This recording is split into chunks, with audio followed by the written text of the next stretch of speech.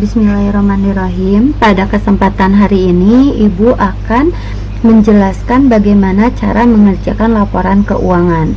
Nah, untuk saat ini kita akan langsung mengerjakan saja Laundry Wangi ya.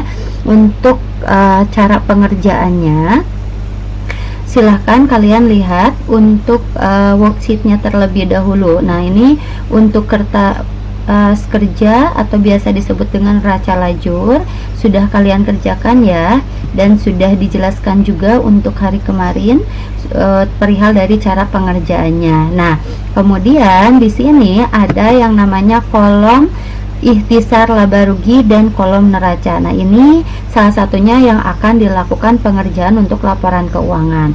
Di dalam laporan keuangan kita akan mengerjakan pertama neraca, kedua adalah laporan laba rugi, ketiga adalah laporan perubahan modal, dan terakhir adalah laporan arus kas.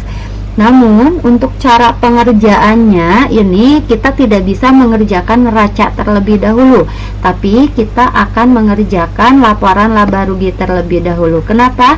Karena jika kita mengerjakan neraca terlebih dahulu, di sini harus dicantumkan modal akhir, sedangkan modal akhir sendiri belum bisa kita hitung kalau laba ruginya belum dihitung. Jadi kita hitung laba ruginya terlebih dahulu. Untuk laba rugi, di sana kita akan menghitung pendapatan dan beban, yang mana kita coba masukkan untuk pendapatannya berapa. Kemudian kita masukkan pendapatannya sendiri, yaitu jika kita lihat ya di 8.810. Didapat dari mana sih Bu? Didapat dari sini nih ya, untuk pendapatan. Nah, kemudian selanjutnya beban-beban ini ya, beban-beban ini nih kita akan masukkan. Nah, beban-bebannya yang ini ya, yang ada di ikhtisar laba rugi, kita masukkan ke dalam laporan laba ruginya. Nah, kita coba masukkan ke sini ya, dengan totalnya kita masukkan satu persatu. Kemudian didapatlah total dari keseluruhan untuk beban usahanya adalah sebesar 4.680.000. Nah, ini untuk total bebannya, karena tidak ada lagi penambahan, jadi kita tulis lagi 8.810.000. Nah, di sini kita jumlahkan 8 juta karena rumus dari laporan laba rugi sendiri adalah pendapatan dikurangi beban. Jadi 8.810 dikurangi 4.680, hasilnya adalah 4.130. Nah, hasil ini itu harus sama dengan hasil yang ada di sini. Kalau hasilnya sama, artinya sudah balance atau sudah betul ya. Ini untuk pengerjaan laporan laba rugi.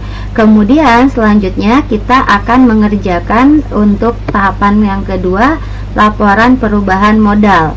Nah, untuk laporan perubahan modal di sana akan diminta untuk modal awalnya sendiri. Modal awal Santi berapa? Nah, kita coba lihat di sini. Modal Santi. Nah, jika kita lihat modal Santi di sini adalah 50 juta ya. Maka kita tulis di sini 50 juta. Kemudian selanjutnya adalah laba bersihnya. Nah, untuk laba bersih ini didapat dari sini, dari laporan laba rugi. Ya, ada 4.100. Nah, ini dari sini nih. Untuk laba bersihnya kita tulis 4.130.000. Kemudian karena di sini untuk price-nya sendiri tidak ada, maka kita kosongkan saja. Nah, untuk 4.300.000 kita tambahkan dengan 50 juta untuk modal awal si Santi, sehingga total keseluruhannya adalah 54.130.000. Nah, jika sudah selesai, kita sudah tahu nih modal akhir si Santinya adalah 54.130.000, maka kita akan kerjakan untuk neraca ya. Untuk neracanya sendiri, ini semuanya akun-akun ini didapat dari neraca lajur ya. Jadi kita coba lihat di neraca lajur. Nah, di neraca sendiri ini ada akun-akun ya, untuk kelompok 1 sampai kelompok 3 ya. Nah, ini semuanya dimasuk-masukkan sesuai dengan akun-akunnya masing-masing. Nah, kecuali mungkin untuk modal harus menggunakan modal akhir ya.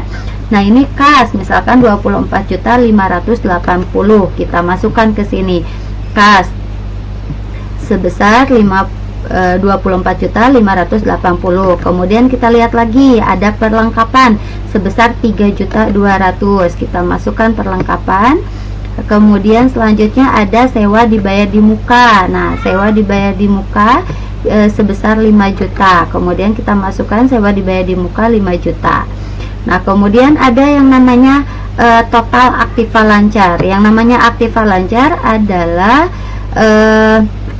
harta kita penggunaannya kurang dari 1 tahun ya, sedangkan aktiva tetap penggunaannya lebih dari 1 tahun, yaitu biasanya peralatan. Nah, peralatan di sana kita coba lihat, peralatan 24 juta, maka kita tulis ini bukan peralatan salon ya, tapi peralatan laundry.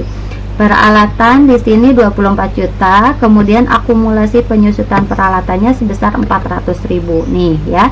Posisinya dia di kredit, jadi sifatnya mengurangi ya, karena dia di kredit jadi dia sifatnya mengurangi.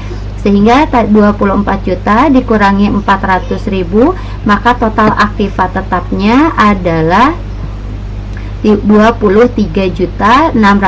Nah, ini aktiva lancar dengan aktiva tetap itu ditambahkan sehingga didapatlah hasilnya sebesar 56.380.000. Kemudian kita kerjakan untuk utang usaha. Kita coba lihat utang usaha. Nah, di sini utang usahanya adalah sebesar 2 juta. Kita tulis 2 juta. Kemudian selanjutnya juga utang gaji. Utang gajinya juga kita masukkan, nilainya adalah 250.000 nih, 250.000 ya. Nah, terakhir modal ini seperti yang ibu katakan itu didapat dari perubahan modal, yaitu diambil dari modal akhir sebesar 54.130.000.